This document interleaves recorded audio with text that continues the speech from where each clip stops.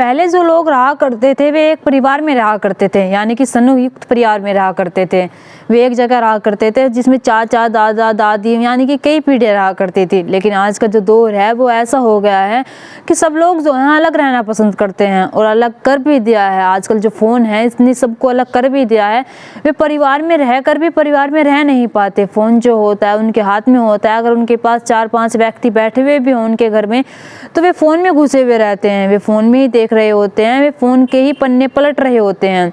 आज की घटना कुछ ऐसी है जहाँ पर एक महिला जो होती है वो फ़ोन में ही घुसी रहती है। दरअसल इस महिला के जो पति होते हैं वे कई साल पहले गुजर जाते हैं। इस महिला जो होती है अपना फ़ोन को सहारा बनाते और सहारा बनाते बनाते इसे नहीं पता चलता कब इसे एक लड़के से इश्क हो जाता है, प्यार हो जाता है। इस महिला की जो उम्र होती है वो करीबन 60 साल होती है, लेकिन जिससे इसे इश्क होता है उसकी उम्र जो होती है 20-21 साल होती है, यानी कि इसके बेटे की उम्र का होता है वो जिससे इसे इश्क होता है। अब जब उससे प्यार हो जाता है, प्यार हो जाने के बाद जैसे इसके साथ कुछ ऐसा करता है वो लड़का जिसे सोचकर आप कल्पना नहीं कर सकते। आप सोचने पर मजबूर हो जाएंगे कि आखिरकार एक बुजुर्ग महिला के साथ ऐसा हो तो हो कैसे सकता है। चले तो जानते हैं कि आखिरकार क्या होता है इस घटना में। बिना देरी के इस घटना को शुरू करते हैं। नमस्कार, आदाब, सत श्री अकाल, हर हर महादेव। मेरा नाम रूपा है और आज की घटना हरियाणा प्रदेश का एक शहर है गुरुग्राम। दरअसल ये शहर जो है दिल्ली से बिल्कुल लगा हुआ है। यहीं पर सेक्टर 86 में एक महिला रहा करती थी, जिस महिला का नाम अदिति चोपड़ा होता है और जिसकी उम्र 59 साल होती है। उस महिला के एक बेटा और 2 बेटियां होती हैं। बेटा जो होता है सॉफ्टवेयर इंजीनियर होता है और वो बहुत बड़ी कंपनी में काम कर रहा होता है। उसकी जो बेटी होती है बिजनेस वूमेन होती है, और उसकी जो दूसरी बेटी होती है वो रिसर्च कर रही होती है, यानी कि काफ़ी नाम कमा रखा था। और एक खुद महिला जो होती है अदिति चोपड़ा, ये भी किसी विभाग से रिटायर हुई थी। इनके पास पैसों की कोई कमी नहीं थी। पैसा जो था बेशुमार था, हर कोई जो था कमाने वाला व्यक्ति था और इनके पास करोड़ों लाखों रुपए नहीं रखे हुए थे। अब ऐसे ही समय बीतता चला जाता है। जब समय बीतता चला जाता है तो इनके पति का जो देहांत हुआ था वो सन 2017 में हो चुका था, यानी कि कई साल हो चुके थे। अब ये महिला जो होती है बिल्कुल अकेली सी रहती है। जब अकेली सी रहती है तो फ़ोन में लगी रहती थी। फ़ोन में लगी रहने के बाद ये जैसे ही फ़ोन के अंदर घुसती है और इंस्टाग्राम, फेसबुक ये सब सारी चीज़ डाउनलोड करती है, तभी इसे एक फ्रेंड रिक्वेस्ट आती है। वो फ्रेंड रिक्वेस्ट जो आती है वो दिसंबर सन 2022 में आती है। वो जो अगले वाला फ्रेंड रिक्वेस्ट भेजने वाला होता है उस महिला से कहता है कि मैं ब्रिटिश एलेक्स पायलट बोल रहा हूँ, यानी कि उसका नाम जो होता है एलेक्स होता है। वो अपने आप को पायलट बताता है। ये महिला जो होती है इधर से उससे बातें करने लगती है। इन दोनों की बातें थोड़ी सी बढ़ जाती है। बढ़ जाने के बाद ये दोनों जो होते हैं एक दूसरे से दोस्ती कर लेते हैं। दोस्ती कर लेने के बाद ये महिला जो होती है इससे प्यार करने लगती है। ये जो लड़का होता है आगे ये नहीं जानती थी इसके साथ कुछ ऐसा करने वाला है जिसका हर्जाना कुछ इसे ऐसे भरना पड़ेगा। अब जैसे इनकी बातें होती रहती है, दोस्ती हो जाती है, तभी इधर से जो एलेक्स होता है यानी कि पायलट होता है वो इस महिला से कहता है, अदिति चोपड़ा से कहता है कि मैं सोशल मीडिया पर इतना एक्टिव नहीं रहता, मैं सोशल मीडिया पर इतनी मैसेज नहीं देखता और मुझे इतना टाइम नहीं मिलता कि मैं सोशल मीडिया पर जाकर मैसेज देख लूँ। अगर आपको कोई ऐतराज़ ना हो तो आप मुझे अपना नंबर दे सकती है। मैं नंबर देकर व्हाट्सएप पर बात कर सकता हूँ, जब चाहे कॉल कर सकता हूँ और जब तुम चाहो जब मुझे कॉल कर सकती हो। इधर जो महिला होती है ये इस कदर इसके प्यार में यानी कि इसकी दोस्ती में इतनी अंधी हो जाती है कि इसे कुछ पता ही नहीं चलता कि आखिरकार ये एक गैर इंसान पर कैसे भरोसा कर रही है। ये अपना नंबर दे देती है। नंबर देने के बाद इन दोनों के बीच बातें जो होती हैं वो शुरू होने लगती है। बातें जो होती थी कई कई घंटों तक भी होती थी। अब ऐसे ही आगे जो होता है एलेक्स जो होता है वो इससे कहता है इस महिला से अदिति चोपड़ा से कि मैं तुम्हारे लिए कुछ भेजना चाहता हूँ, अगर तुम्हें कोई ऐतराज़ ना हो तो मैं तुम्हारे लिए एक गिफ्ट भेजना चाहता हूँ। इधर ये महिला जो होती है अदिति चोपड़ा कहती है कि नहीं इसकी क्या ज़रूरत है, लेकिन एलेक्स जो होता है वो कहता है कि नहीं मैं भेजना चाहता हूँ और मैं चाहता हूँ कि तुम उसे रखो और तुम अपने पास रखना। अदिति चोपड़ा जो होती है वो बार बार तो इनकार करती है, लेकिन जब एलेक्स ज़्यादा कहता है तो वो कहती है कि ठीक है तुम भेज सकते हो। अब इधर एलेक्स जो होता है उसके लिए गिफ्ट भेजता है। गिफ्ट भेजने के बाद ये जो महिला होती है अदिति चोपड़ा सोचने लगती है कि एलेक्स उसके लिए क्या भेजेगा। वो मंदी मंद मुस्कुरा रही थी और बहुत ही खुश थी कि उसके पास कुछ आ रहा है, क्योंकि एलेक्स जो होता है ब्रिटिश का रहने वाला था। अब तभी वो उसका जो गिफ्ट होता है वो निकल जाता है। निकल जाने के बाद तभी उसे इंदिरा इंटरनेशनल एयरपोर्ट से कॉल आता है और कहा जाता है कि तुम्हारा एक गिफ्ट भेजा गया है और उस गिफ्ट वो है बहुत महंगा है, उसके लिए आपको शिपिंग चार्ज देना होगा। महिला जो होती है वो कहती है कि शिपिंग चार्ज कितना होगा। वो कहते हैं कि 35,000 होगा।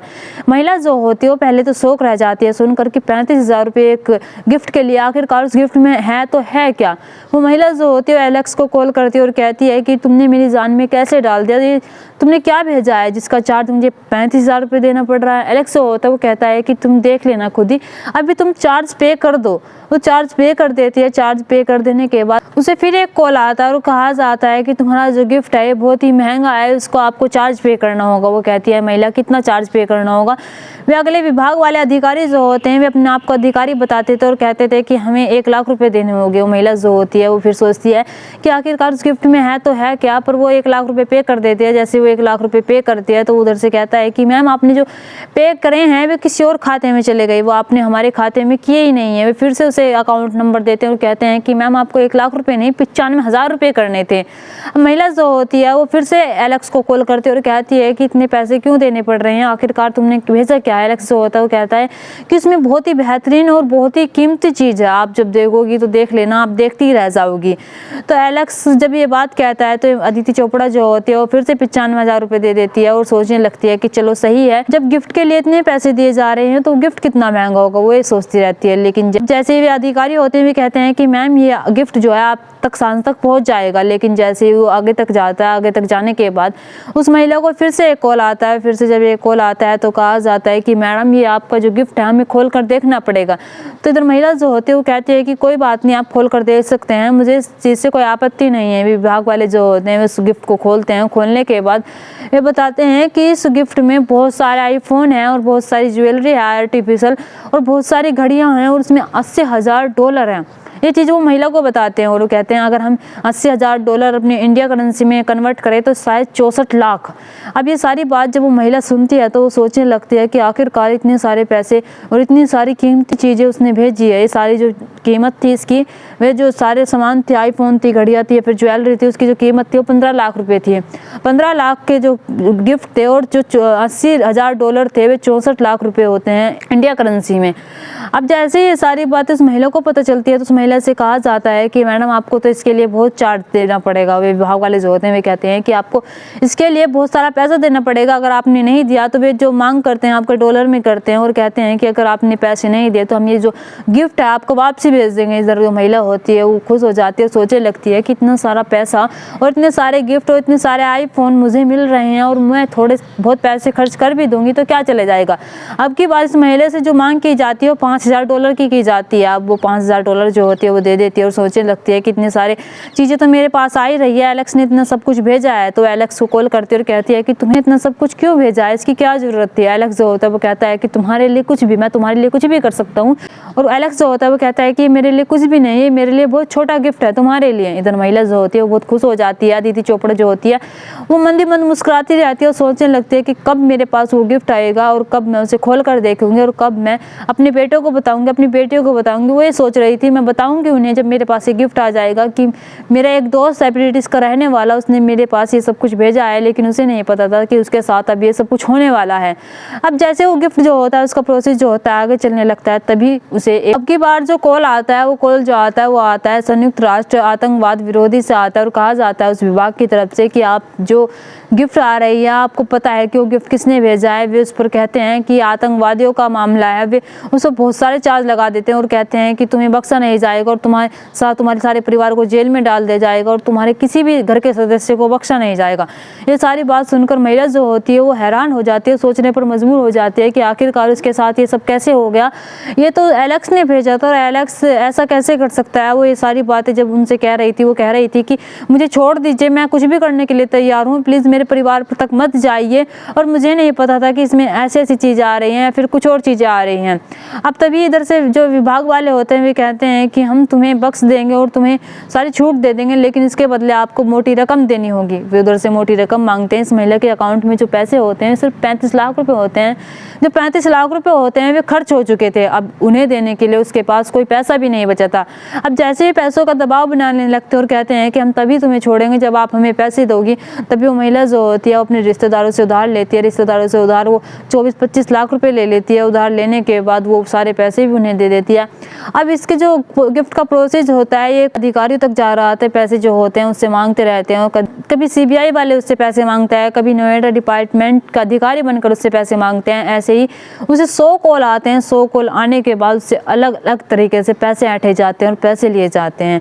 ऐसी महिला जो होती है जब इसके पास सारे पैसे खत्म हो जाते हैं तो ये महिला जो होती है ज्वेलरी अपनी बैंक में रख देती है और उससे बहुत बड़ा लोन लेती है। लोन लेने के बाद अब इसके पास जो सारे पैसे ख़त्म हो जाते हैं, तभी इसके बेटे का जो संयुक्त अकाउंट होता है उसमें से पैसे निकालती है। चेक जो रखे हुए थे पहले से साइन हुए रखे हुए थे बेटे के, अब वो महिला जाती है बैंक में, जाती है बैंक में जाने के बाद वो चेक बनाती है। जब चेक बनाती है तो उसके फ़ोन में तो लगातार मैसेज आ ही रहे थे पैसों के। अब एक मैसेज जो होता है उसके बेटे के फ़ोन में जाता है। बेटा जब ये चीज़ देखता है तो बेटा जो होता है वो सोचने लगता है कि आखिरकार माँ को इतने पैसों की ज़रूरत कैसे आन पड़ी, इतने सारे पैसे आखिरकार माँ ने किस लिए निकाले। तो गैल अपनी माँ को फ़ोन करता है और माँ से कहता है कि माँ तुमने ये सब क्या किया और तुम इतने सारे पैसों का कर क्या रही हो, तुम किसे दे रही हो इतने सारे पैसे। इधर उसकी माँ जो होती है वो रोने लगती है और कहती है कि बेटा मुझे नहीं पता, ये मैं सब कुछ तुम्हारे लिए कर रही हूँ और तुम्हारे लिए ही मैं ये सारे पैसे निकाल रही हूँ। अब जब ये सारी बात उसका बेटा सुनता है तो बेटा जो होता है फ़ौरन अपने घर आता है। घर आने के बाद वो अपनी माँ से कहता है कि माँ आराम से बताओ कि आखिरकार बात क्या है। उसकी माँ जो होती है वो बताती है कि बेटा मेरा एक दोस्त है ब्रिटिश का रहने वाला जो पायलट है, उसने मेरे लिए गिफ्ट भेजा था। मैंने भी सोचा गिफ्ट आ जाएगा तब मैं तुम लोगों को बताऊंगी, लेकिन जैसे उस गिफ्ट का प्रोसेस होता गया, जैसे उससे मुझसे पैसे मांगे गए, मैंने उतने पैसे दे दिए, लेकिन मुझे एक संयुक्त राष्ट्र आतंकवाद विरोधी से फ़ोन आया अधिकारियों का। उन्होंने कहा कि आपको पता नहीं है जो आपको गिफ्ट भेजा गया है वो कैसा है फिर कैसा नहीं है। उन्होंने मुझसे कई लाख रुपए ले लिए। कई लाख रुपए लेने के बाद मुझे अलग अलग अधिकारियों के फ़ोन आए। फ़ोन आने के बाद मुझसे पैसों की डिमांड की गई और मैंने सारे पैसे देती गई। वो महिला जो होती है 1,95,00,000 कुछ हज़ार दे चुकी थी। अब ये सारी बात जब उसका बेटा सुनता है तो बेटा जो होता है वो कहता है कि माँ चलो जो आपने किया सो किया, लेकिन अब हमें पुलिस के पास चलना चाहिए। कहीं हम सच में ही तो किसी मुसीबत में नहीं फंस गए हैं, सच में ही तो हमारे घर की रैगिंग नहीं की जा रही है, सच में ही तो हमें किसी ऐसे गिरोह ने तो नहीं फांस लिया है जिससे हम कभी निकल ना पाए। उसकी माँ जो होती है वो कहती है कि नहीं बेटा मैं नहीं जाऊँगी पुलिस थाने, और मैं क्या कहूँगी पुलिस थाने जाकर कि तुम इतने जवान लड़के से क्यों बातें कर रही थी और क्या बातें कर रही थी और तुम्हें क्या ज़रूरत आन पड़ी थी उससे बातें करने की, मैं जवाब नहीं दे पाऊँगी। तो वो इनकार कर देती। जब इनकार कर देती तो उसका बेटा जो होता है वो समझाता है और कहता है कि नहीं माँ मैं ज़रूर जाऊँगा और हमें जाकर बताना चाहिए। उसका बेटा जो होता है वो क्राइम ब्रांच जाता है। क्राइम ब्रांच जाने के बाद वो सारी बातें बताता है और बताता है कि उसकी माँ के साथ क्या क्या हुआ है और कैसे कैसे उसके साथ फ्रॉड हो गया है और कैसे कैसे उनसे 2 करोड़ रुपए की कीमत जो है वसूल ली गई है। क्राइम ब्रांच जब ये बात सुनते हैं तो वो जो होती है वो तहकीकात में लग जाती है और तहकीकात में लग जाने के बाद इधर महिला जो होती है वो रो रो कर बुरा हाल हो जाता है। वो सोचने लगती है कि मैंने ये क्या कर दिया, मैंने एक लड़के के चक्कर में आकर इतने सारे पैसे गंवा दिए। महिला जो होती है अपने आप को कोसते रहती है। अब इधर ये जो खबर होती है सोशल मीडिया पर तब फैलती है जब अप्रैल सन 2023 आ जाता है। सन 2023 में ये न्यूज़ जो होती है फैलती रहती है और बताया जाता है कि करोड़पति महिला को एक पायलट ने कैसे फंसाया और पायलट बनकर उसने कैसे बातें की। वो पायलट नहीं था, दरअसल वो जो था वो किसी ऐसे ग्रोह का व्यक्ति था जो फ्रॉड करने वाला था। अब जैसे ये सारी बातें सोशल मीडिया फैलने लगती है, सोशल मीडिया पर ये तेज़ी से वायरल होने लगती है कि कैसे एक महिला से 2 करोड़ की ठगी की गई। यहाँ पर ये महिला जो होती है एक ऐसी लत में फंस जाती है, एक ऐसे झंझट में फंस जाती है जहाँ से इसका निकलना मुश्किल ही नहीं नामुमकिन हो जाता है। अगर हम किसी पर भी विश्वास कर रहे हैं तो हमें ऐसे विश्वास नहीं करना चाहिए, हमें बड़े ही सोच समझ कर विश्वास करना चाहिए। इधर अदिति चोपड़ा जो होती है ये यूं ही विश्वास कर लेते हैं, विश्वास करने के बाद ये कुछ ऐसा कर लेती हैं कि अपने 2 करोड़ रुपए गंवा देती हैं। दोस्तों इस घटना को सुनाने का मकसद मेरा आपका दिल दुखाना नहीं था, आपको परेशान करना नहीं था, आपको घटना के बारे में बताना था, आपको सचेत करना था। आप अपने परिवार के साथ खुश रहिए। नमस्कार।